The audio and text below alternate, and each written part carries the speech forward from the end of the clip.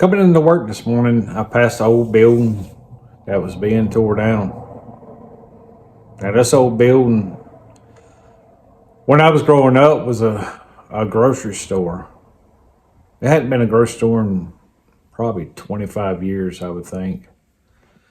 But I worked at this grocery store at one time, and it got me reflecting on several jobs I've held, in my lifetime. Now, this one was the summer of '88. I was 14, not quite 15 years old. And the reason I was working there is love to hunt. I've always loved to hunt since I was a kid. It's the way I was raised here in Georgia. And I wanted a new rifle. And I told Daddy, I said, I told him what kind of rifle I wanted, make, model, how I wanted it set up and everything. And he said, okay, we can get you that rifle. We're going to carry you down to Mr. Larry down there. We're going to talk to Mr. Larry. And we're going to see if he will give you a job so you can get that rifle that you want. And I'm thinking, 14, it's summer. That ain't how I want to spend my summer. And I wasn't even considering getting a job to get that rifle. I assumed Daddy would buy it for me. But I was wrong. I got down there. Daddy took me down there. We talked to Mr. Larry. Mr. Larry agreed, put me to work. And I filled out a little paper application.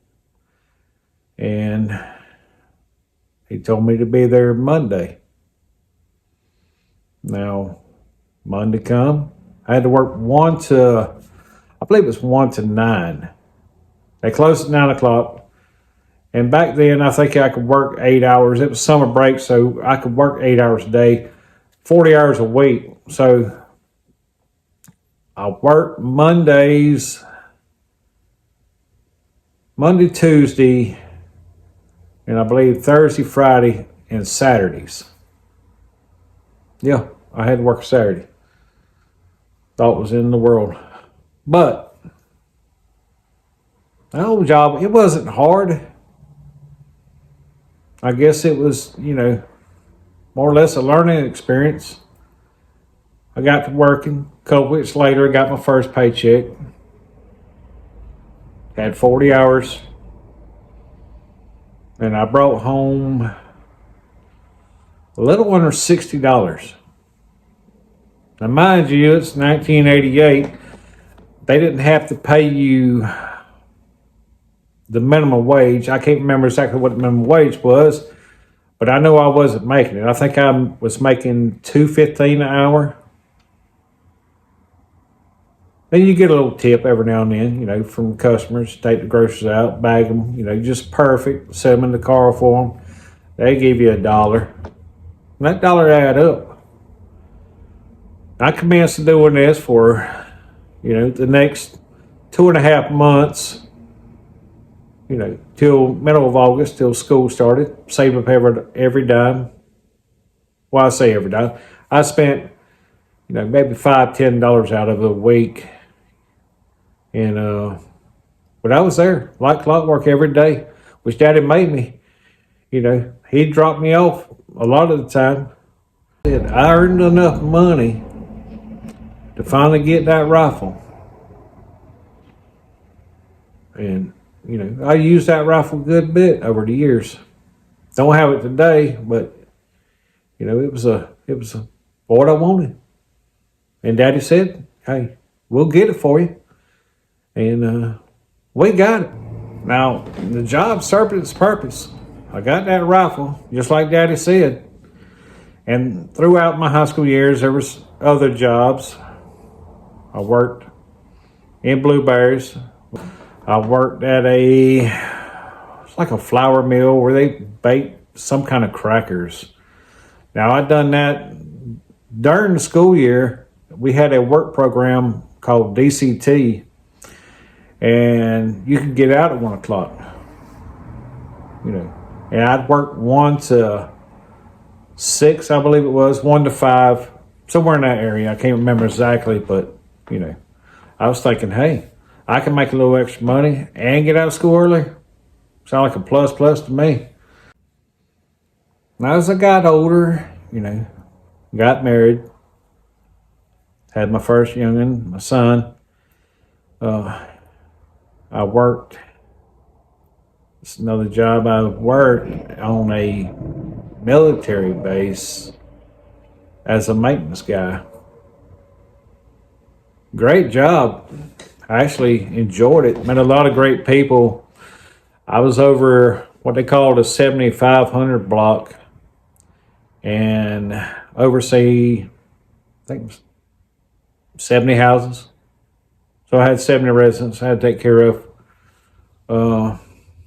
Like I said, learned a lot. Hired on as a HVAC technician because I had worked with my father-in-law previously before he passed. He owned a HVAC company, and I worked with him for several years. And I kind of learned the trade. And like I said, got hired on the base as an HVAC technician and learned a lot of things. Learned how to work on a lot of other appliances, tubs, plumbing, drywall. If it needed to be done in the house, you basically did it. And, they'd give you work orders. You come in, you had your little spot there in the office where they'd set your work orders particularly, and you go through them, and you look at them, and you're like, hey, it's going to be a good day. And most of the time it wasn't nothing real hard. Now, if it was a major job, this company would sub it out to another contractor, and, they would handle it. So, us, we'd exaggerate just a little bit so we could move it on to the other contractor. We wouldn't have to touch it. Now, this job paid pretty good at the time. The only thing, gas was, I think, a little over $4, and I had a pretty good distance to drive, and but I loved it. I enjoyed it. Didn't mind going to work. I had one particular call that had come in. I was working the emergency shift one evening, and call come in. Toilet was clogged, and most of the time, the kid may have stuck a toy in it, or something had happened. You usually run the snake down it. Grab hold of whatever's in there or push it on through.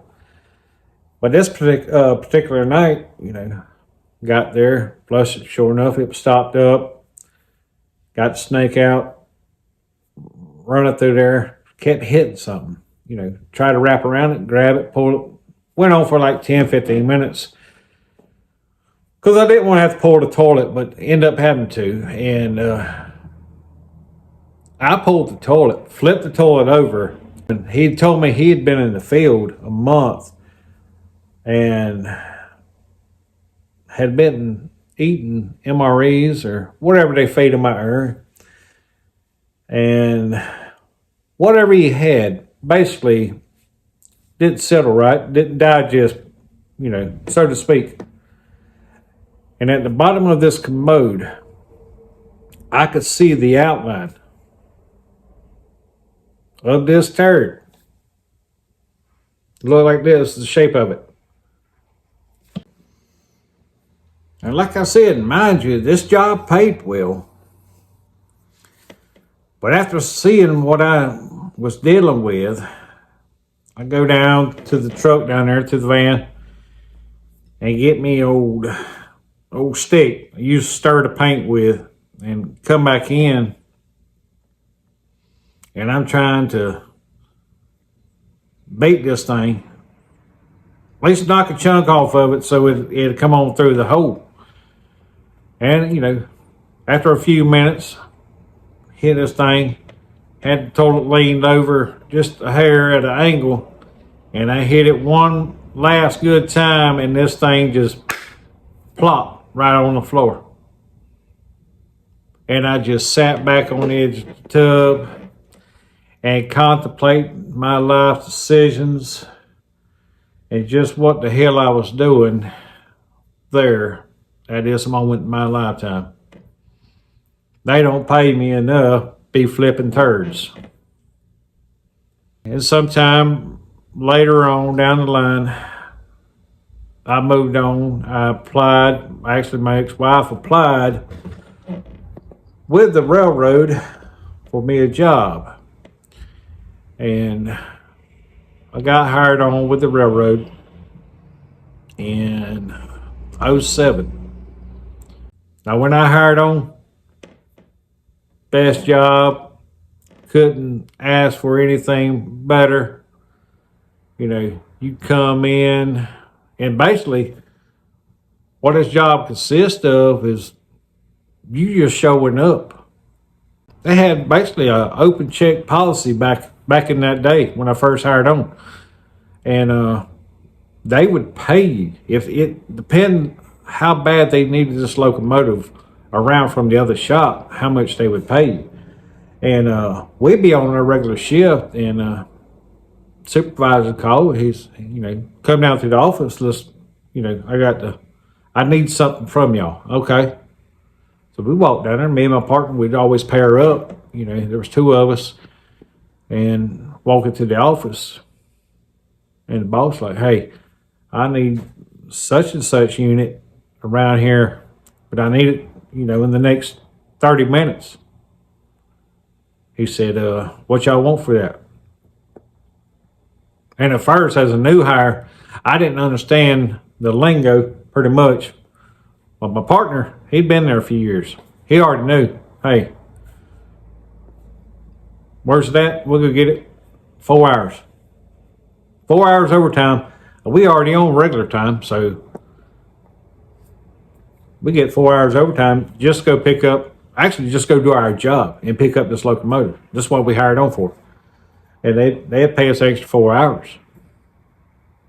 And I don't know how many overtime hours I used to make back in the day, but I would do these little odd and end jobs, or basically my job. I'd seek them out and say, hey, you got anything that needs to be picked up, just to earn a little bit of overtime hours on this thing. And done that for a long time. I'd call them and say, hey, I'm coming in. I'd come in 4 hours before my shift started. But you didn't have any work to do. You just volunteered to come in. They didn't need you. So you'd come in, get your phone, and climb up in a locomotive, maybe out in the field, turn the air conditioner on, lean the seat back, take you a nap. You sleep for those 4 hours. Hell, I slept many hours on my regular shift. Boss man come wake you up, say, hey, I need you to go do such and such. Like I said, great job. Great job. And about 4 or 5 years later down the road, they started installing these cameras. Mind you, they said this is for liability, not for liability issues. They weren't meant to get you in trouble. We ain't going to use these as, disciplinary cameras. That was the first lie. And then because many of them were used or got caught in different areas of the shop, taking naps or doing something they weren't supposed to, and they'd be rode up or even suspended. But then later on, they put in these hand scanners. Okay, so we got hand scanners. That way, everybody's unique handprint would be the only one that could scan in. That way, they'd know when you got there or when you didn't. or if you was late. Because I tell you, back before these hand scanners and before these cameras started coming in, one of my buddies was a supervisor or 700, so to speak, and on the weekends, I'd work 7 to 3. That was my shift. I'd work day shift, 7 to 3, and it'd be 9 o'clock before I got there. A lot of times, and they didn't care. They'd have to work if they needed something done. They'd just wait till you got there. And then, like I said, the hand scanners come in, kind of changed all of that until once you figure out that system, you kind of get around it. They never would check back on the cameras, but I do the same thing. My boss buddy, he's working every other weekend then, and same thing. I wouldn't come in until 9 o'clock, and I just wouldn't scan in, so I wouldn't show late. I'd just take a piece of paper over to him, get him adjust my time, sign off on it. Nothing was said about it. Now, mind you, I worked there from 2007 to, I think my official end date was sometime in 21.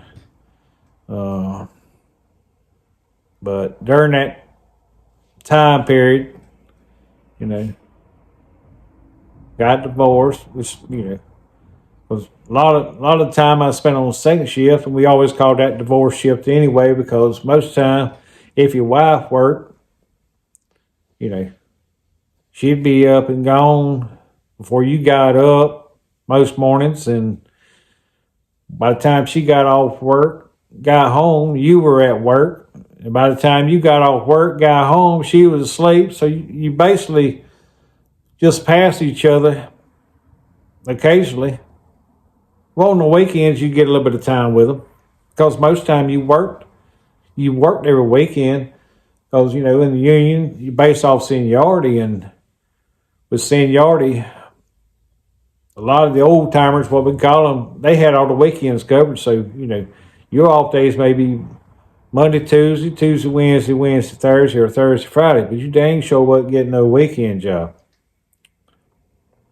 Now, as time went on, and I got a little bit more seniority now, I could hold a weekend job, I'd say, and I'd be off Saturday, Sunday on the third shift. Even have a Friday, Saturday on second shift if I wanted to feel like I'd accomplished something. But, second shift still sucked, whether you had Friday, Saturday off or not, because the rest of the time your weight was shot. But like I said, went on over time. It was a great job, especially hiring on, first hired on. It kind of felt like a backyard cookout with your buddies. You'd show up to work, you'd have a big fish fry going on, or, somebody would go to town, sneak off, you go get our plates, or we might play checkers, have a good card game going on, but, times eventually changed, and, work became work, what it was supposed to be in the first place, but, when COVID come in 2020, we got laid off. There was 180 of us, I believe, at this particular site that got laid off. And during that time, I realized that I had basically become institutionalized, I guess, one way to put it, because from 2007 to 2020, May of 2020, I don't remember much about life outside the railroad. And those Tuesday, Wednesdays, and Wednesday, Thursdays, oddball off days became like a weekend where you believed you was actually off on a weekend. I mean, nobody else was off. Your buddies wasn't off, staying shore, but you just became a robot, basically. Come in, scan out, go home. Sleep, work, until you had your vacation days, But other than that, I missed a lot of life, and it wasn't until I got laid off in 2020 how much life I had actually missed, how old my kids had gotten, you know. And looking back, like I said, it was a great job, but if I had to do all over again, I probably would have never took that job because I missed a lot of ball games, a lot of special moments, a lot of Christmas because most of the time we wouldn't shut down. It's 24/7, 365. I mean, there was some Christmas. I just tell them straight out, listen, I'm not coming in till after that, dock me late, whatever. I'm not missing Christmas morning with my kids. And I take the consequences. Like I said, I was just reflecting on some jobs this morning, you know, and decided to make this video. You know, if you got any jobs that you've had over the years, or maybe you're working currently, you know, that you enjoy, that you hate, that you've had some experiences with, that you want to share, drop a comment, you know, share it with us. And if you haven't, please like, share, and subscribe. You know, it's a new channel. Trying to build up my subscribers. You know, I do this in the office, the job I currently have, and like I said, it's not hard. Never worked an office job in my life until this one, and I must say it gets boring sometimes. So I've started doing these vlogs, kind of manage the time, make the time go by. But drop me a comment. Like I said, you know, share with a friend, hit like and subscribe, and I'll see you in the next video.